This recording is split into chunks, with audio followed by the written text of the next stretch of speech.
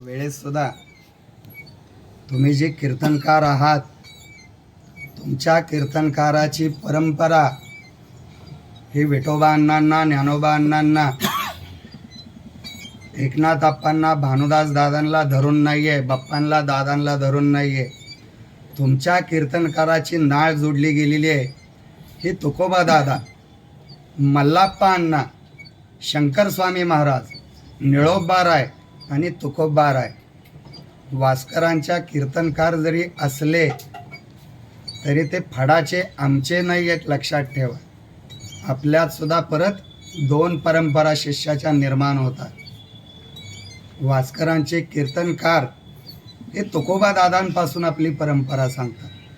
कारण ज्या क्षणाला आळंदीमध्ये तुकोबा दादांनी प्रतिज्ञा केली की या क्षणापासून आमच्या घरातून, आमच्या वंशातून कोण सुद्धा कीर्तन करणार नाही. का करणार नाही? कीर्तनकारांना हा सगळा प्रसंग माहीत आहे. कित्येक वेळा त्यांनी कीर्तनातून हे सांगितलेलं आहे. आणि त्या क्षणापासून हे कीर्तनाची परंपरा तुकोबा दादांनी तुमच्या ओटीमध्ये टाकून दिलेली.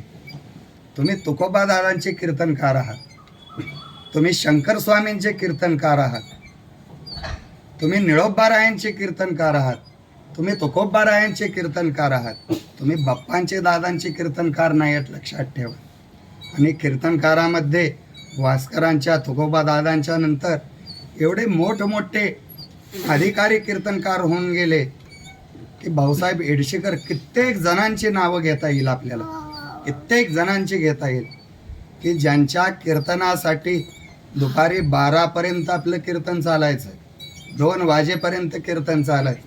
नवे वाड्यामध्ये आपल्या फडावर कीर्तन बंदच नव्हतं. दिवसभर कीर्तन, रात्रभर कीर्तन. पण परत सुद्धा प्रसंग असे घडायला लागले आपल्या कीर्तनामध्ये. तुमचा अधिकार कीर्तनामध्ये एवढा मोठा झालेला होता की दुपारी 12 वाजताच्या उन्हामध्ये, फाल्गुनातल्या चैत्रामधल्या उन्हामध्ये फक्त आपल्या फडावर ती ढगांची सावली यावी आणि इतर सगळीकडे प्रखर ऊन असावं. म्हणजे आपल्या कीर्तनकारांमुळं देवाला सुद्धा कष्ट व्हायला लागले. त्याला ढगाचं रूप घेऊन तुमच्या आमच्यावर सावली धरावी लागायला लागली. म्हणून आपण हे दिवसाचे कीर्तन बंद करून टाकले आणि सकाळी 7 ते 9 2 तासच. कारण या 2 तासामध्ये तुम्हाला भरपूर मिळतंय.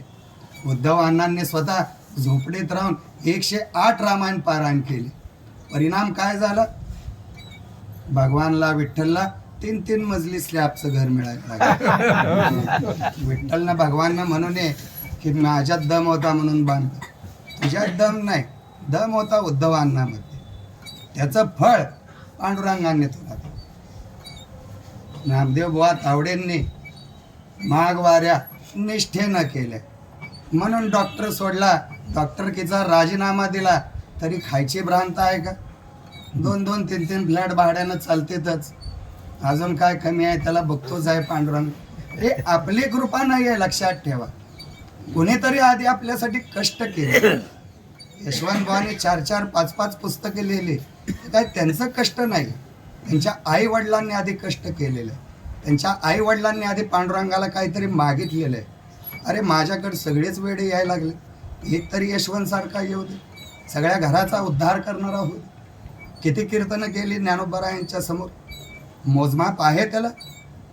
किती कीर्तनं करतायत अण्णांच्या समोर आळंदीला, मोजमाप आहे त्याला. किती भरभरून द्यावं पांडुरंगानं आपल्याला. नुसतं मालकाला देत नाही तर सगळ्या संप्रदायाला. या रे लहान थोर कोणी पण या, पाहिजे तेवढं पांडुरंग द्यायला